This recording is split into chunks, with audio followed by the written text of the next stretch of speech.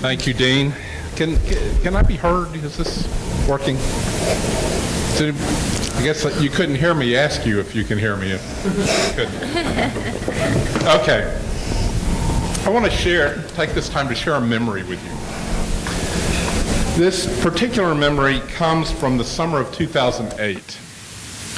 It occurred immediately before the Lambeth Conference that year, and it shaped a great deal of my thinking about almost everything since, and certainly my thinking about mission since. It is a memory that comes from an experience in Grahamstown, South Africa, and the first reading camp of the Diocese of Lexington overseas.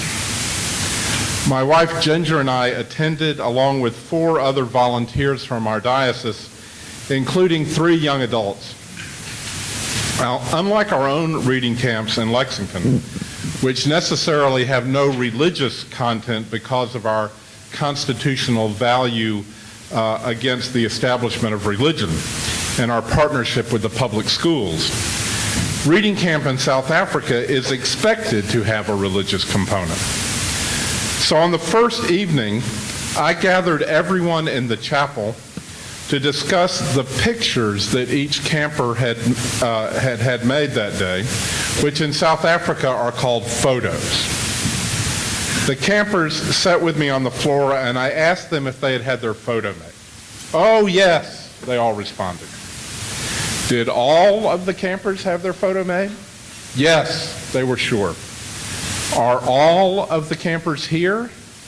Yes, again, they were sure. Then I said, "But I believe there's a camper I don't see." And they all looked around trying to figure out who was missing. "Where? No, we're all here." And then I reminded them about God. God is a camper with us this week. Did God have God's photo made? And about this, they were not so sure.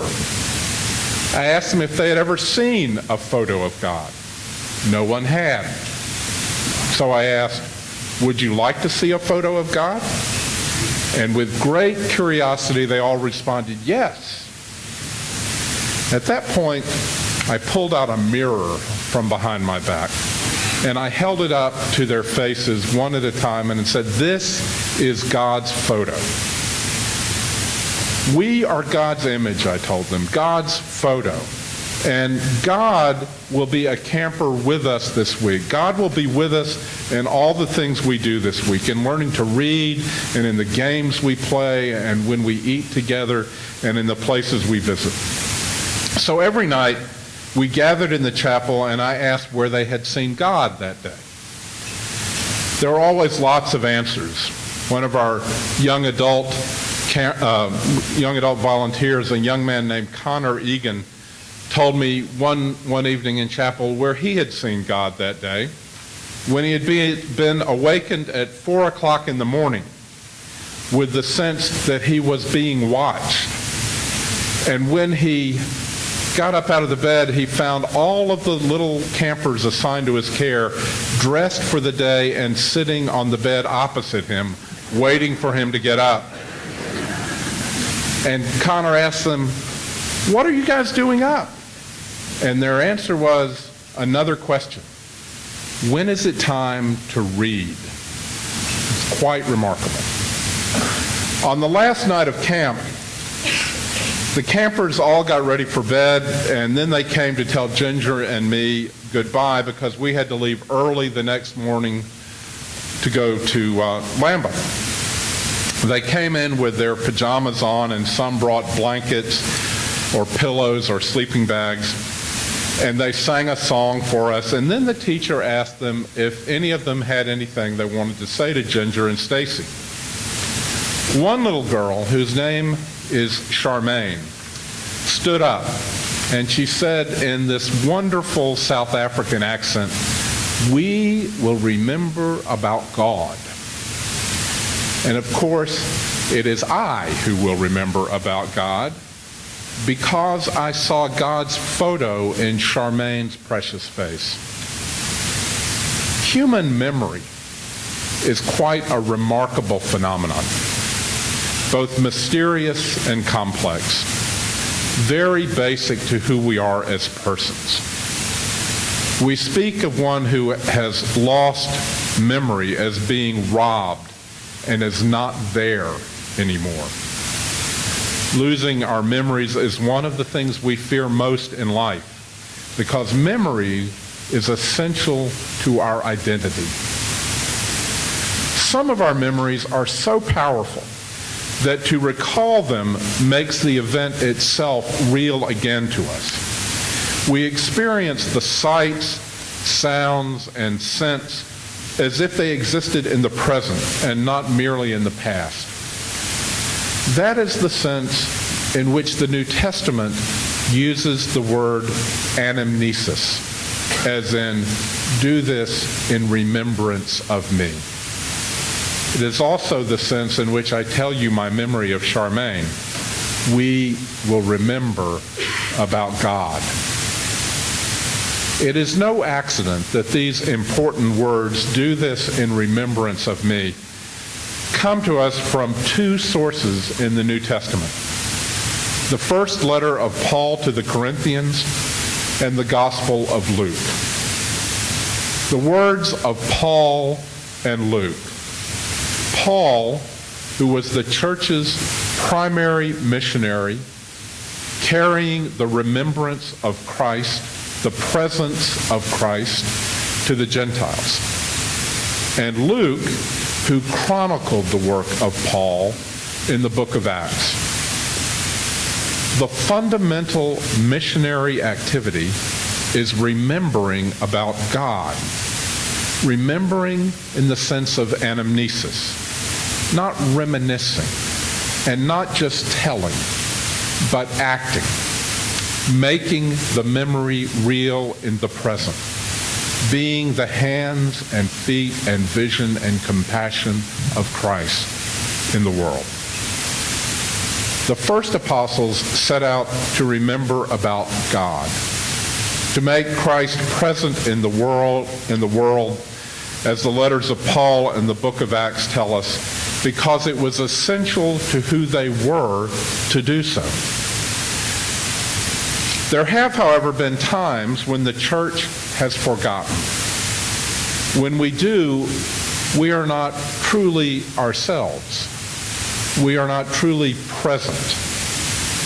I believe we are living in a time when the church, we, are beginning to remember again after a long, long time of having forgotten. We are beginning to remember who we are. It is an incredibly hopeful and exciting moment in which to live, this time of beginning to remember. Now, there are those who would tell us it is just the opposite, that the church has lost its way, that we have sold out to our culture, and that now is the time that we have forgotten about God. Perhaps they are right, but I do not think so. I think the truth is that we are beginning to free ourselves of cultural domination for the first time in a long, long time. The frontier of faith is always to remember about God. So I want to speak to you about a frontier of faith the church is entering. It is why I am absolutely convinced this is the most interesting, most exciting time in all of the history of the church to be involved in church leadership, as all of us here today are. It is not just a frontier for the Diocese of Kansas. It is a frontier for the universal church. Our frontier is our liberation from cultural captivity. We hear a lot about cultural captivity, sometimes from our critics, who say that we have succumbed to it. But to speak of the cultural captivity of the church as something new borders on willful ignorance. Our cultural captivity did not begin with the liberal drift of mainline denominations in the 1960s. It began much longer ago than that. In fact, I can tell you exactly when it began. It began on October 28, 312. Monday will be the 701st anniversary of the cultural captivity of the church. On that day, the church, which had been growing rapidly since its founding, and which had suffered intermittent and sometimes severe persecution, forgot who it was and made a compromise with power. The official story is that on that day, I said 1701st anniversary. On that day, 1701 years ago, the Emperor Constantine fought a decisive battle at a place called the Milvian Bridge that made him the sole ruler of the Roman Empire, and then had the savvy to attribute his victory to a vision of the cross, appearing in a blazing light above the sun, bearing this message, in hoc signo vinces. In this sign you will conquer. Followed by a vision of the risen Christ instructing him to use that sign against his enemies. Now I have to tell you, that does not sound a lot like Jesus to me. But it does sound a lot like the church. Not too many years later, Christianity, which had begun 3 centuries earlier and witnessed that power was made perfect in weakness, became the established religion of the Roman Empire, the epitome of power.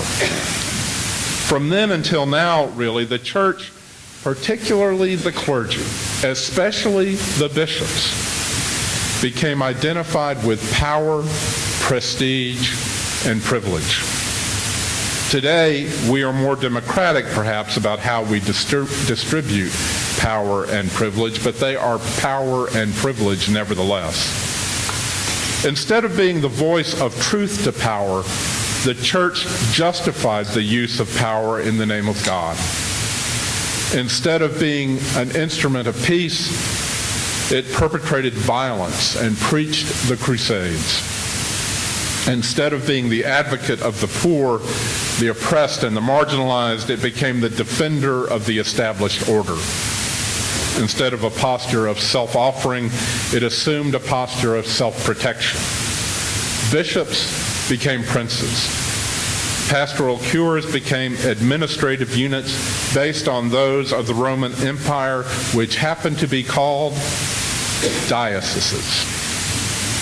The concept of jurisdiction replaced the concept of diaconia, or service. And the imperial authorities insisted that the church, contrary to its nature up to that point, order itself for the good of civil society, even though it had existed quite well without universal councils of any kind, and certainly without the Vatican, the Curia, the so-called instruments of unity of the Anglican Communion, the Anglican Covenant, and, God forgive me for saying so, the General Convention. In short, we forgot. We forgot about God. Our memory and our perspective became impaired by power, privilege, and prestige. We are now finding that power, privilege, and prestige are hard things to give up, but they are crumbling all around us. The fact that they appear to be crumbling, that they are crumbling, appears to be decline, which has resulted in a great deal of anxiety and acting out by those still trying to cling to the church that once was. But we are no longer the established church, nor the church of the establishment. As we are freed from the trappings of privilege, though, we have an unprecedented opportunity to remember about God, to make Christ present, to be who we really are. I think the world's salvation may be in that. I know ours is. I spend a lot of my time thinking about the ministry of bishops for obvious reasons. So what do bishops do when they are liberated from being princes of the church? Might it mean they are free to be apostles again? Might it mean that they are free to stop being chief executive officers and to start being chief missionary officers? There is an enormous difference between the two. Chief executive officers are preoccupied with administration, while chief missionary officers should have no time for administration. CEOs are primarily concerned with finances. CMOs should have as little to do with finances as possible. CEOs are focused on controlling the ministry of others. CMOs are focused on supporting the ministry of others. CEOs are removed from the people. CMOs live among the people. CEOs deal with governance, oversight, and regulation. CMOs deal with the apostolic ministries of teaching, forming, and sending leaders. CEOs have fiduciary responsibility for property. CMOs have fiduciary responsibility for the gospel. CEOs have a tendency to be risk averse. CMOs have a greater tendency to be risk takers, perhaps because they have less to lose. As we find ourselves liberated, even if perhaps unwillingly, from our cultural captivity, bishops may be able to redefine their ministries to be what they always dreamed they would be. Few of us, I think, got into this in order to be chief executive officers. To tell you the truth, I wonder if smaller dioceses like Kansas might have a better chance of leading the way in this than larger dioceses. The Bishop Kemper School strikes me as a prime example. And the reason I think it is because sometimes small dioceses get blessed by being led by a bishop who is among the most capable, committed people I have ever known, and who happened to hear a call to be a chief missionary officer rather than a chief executive officer, which he was perfectly capable of being, and in particular, a call to let you help him remember about God here in Kansas. Thank you, Dean Wolf.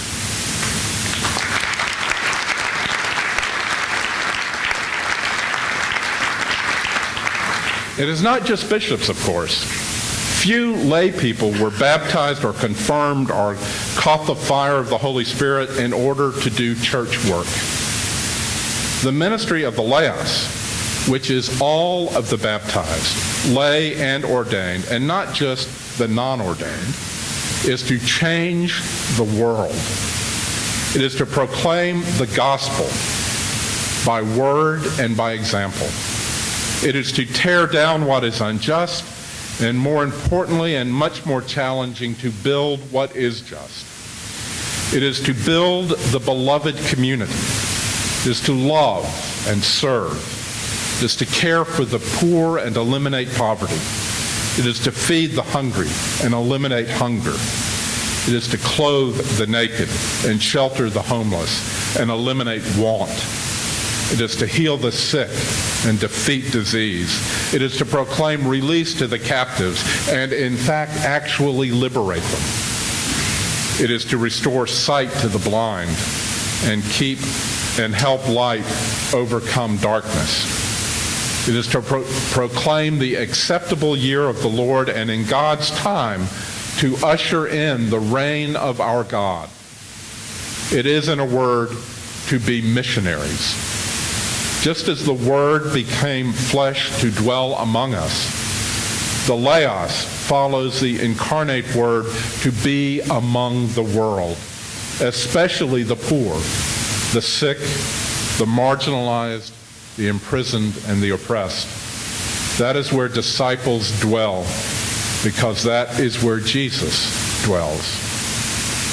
What is happening all around us is one of the most hopeful moments the church has ever experienced, although it comes, as hope often does, in a fearful way. All around us, the old way is crumbling, and we are finding that difficult. We are finding that anxious. But it is fearful and difficult only when we fail to remember who we are, to remember about God. The Constantinian settlement is being reversed before our eyes, and its demise will be hastened the more people, all of us, remember about God. Now, there will be those around us who try, indeed, who try desperately to hang on to the way it used to be. It is futile.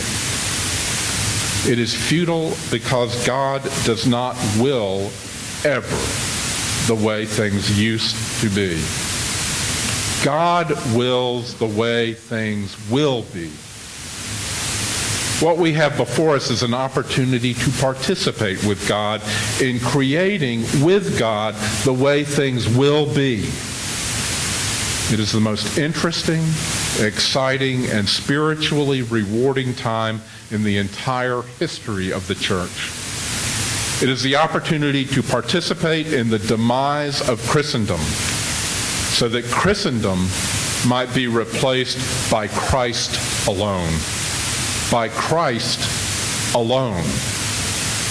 And all of the boxes we have constructed for God to live in, sexist boxes and racist boxes and classist boxes and imperialist boxes and oppressive boxes and myopic boxes, as comfortable as they may be, are going to have to go in order to make room for us to be filled with Christ. There is simply no room for our boxes and Christ himself. It is something not even God can accomplish. That is why what we need to do right now, more than anything, is to remember about God. That is where you come in, the people of God. To be perfectly honest, I think we sometimes get distracted from that task. Still, it is an important task, a vital task, a task in the true sense of the word vital. I have been encouraged to remember about God over the years from those who surround me on this journey into the frontier. My family has taught me a lot. My dog Annie has taught me a lot. And the people of the Diocese of Lexington have taught me a lot, more than I can ever tell you. And I am now blessed to have the opportunity to be taught by the whole of the Episcopal Church. You in the Diocese of Kansas are my teachers for this weekend.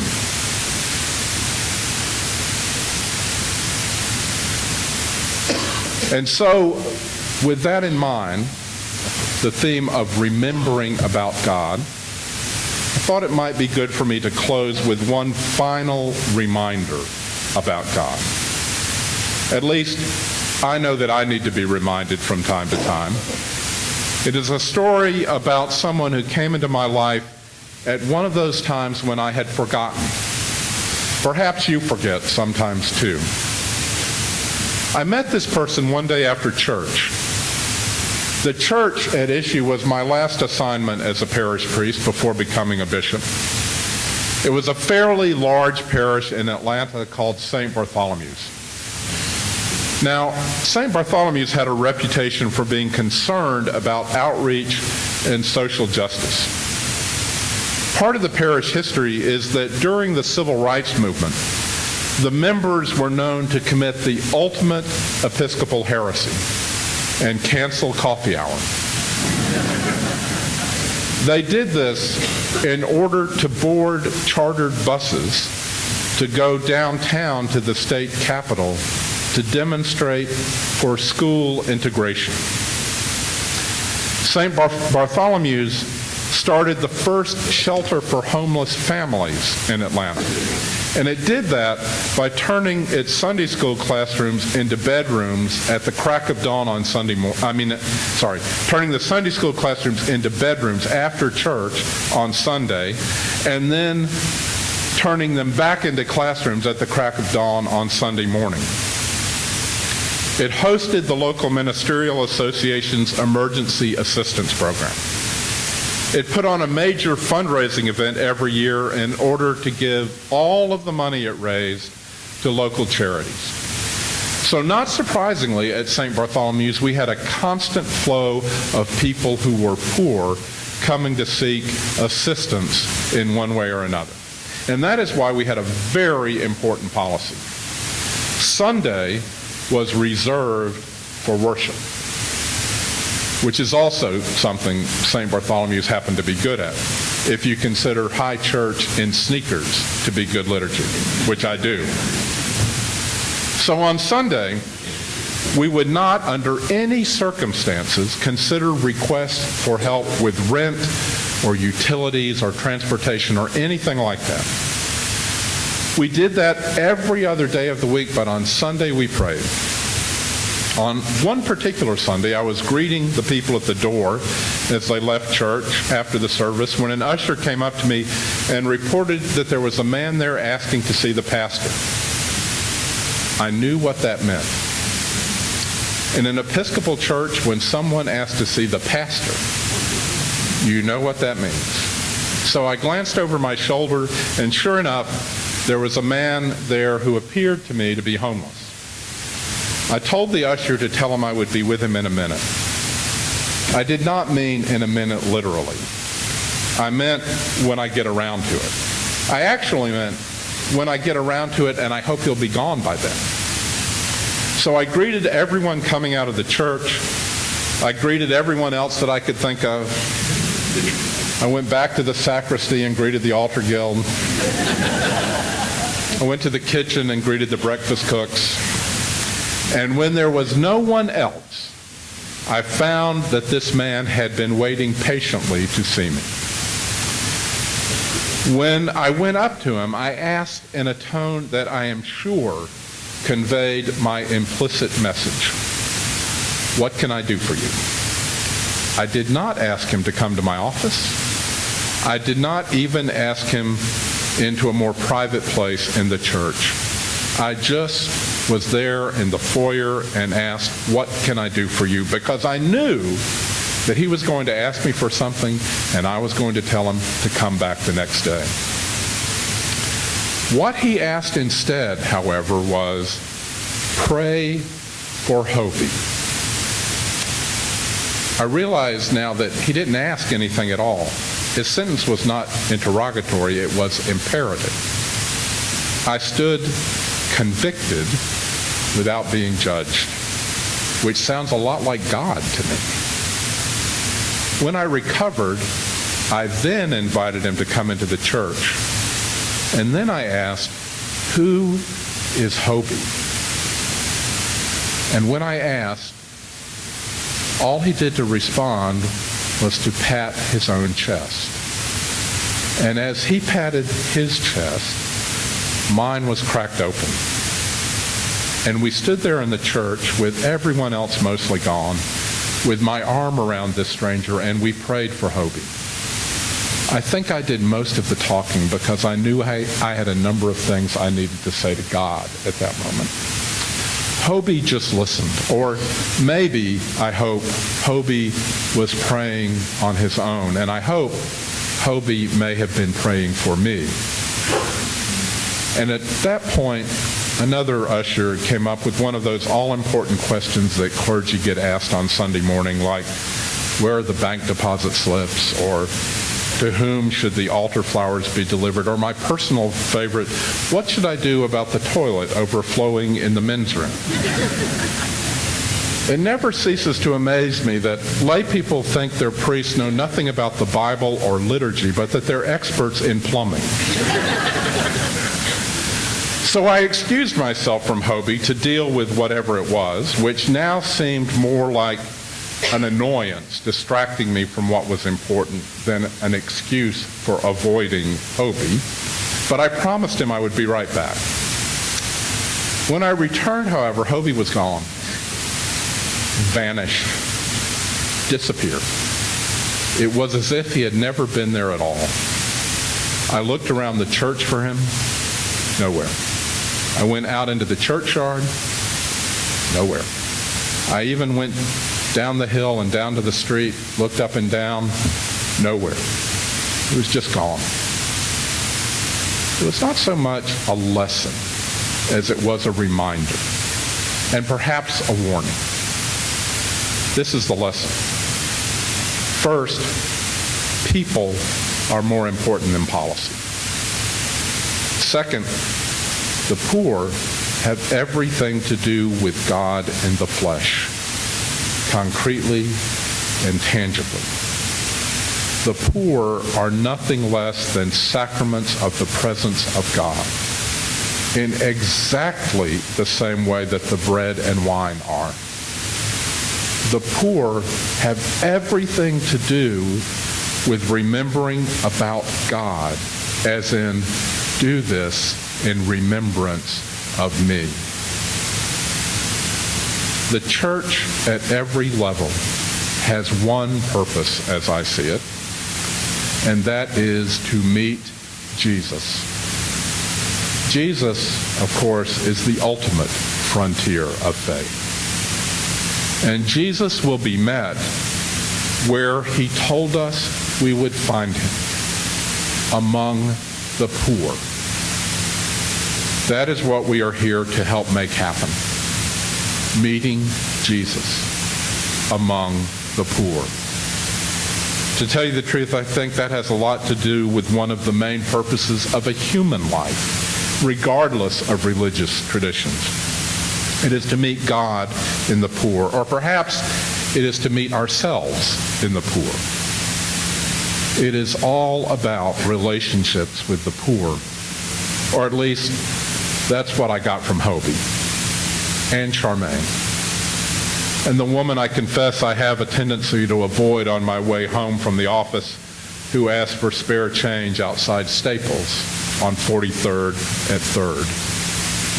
And the reason is they startle me into remembering about God.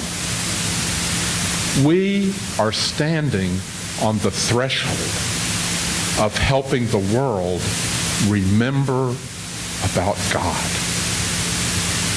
Thank you.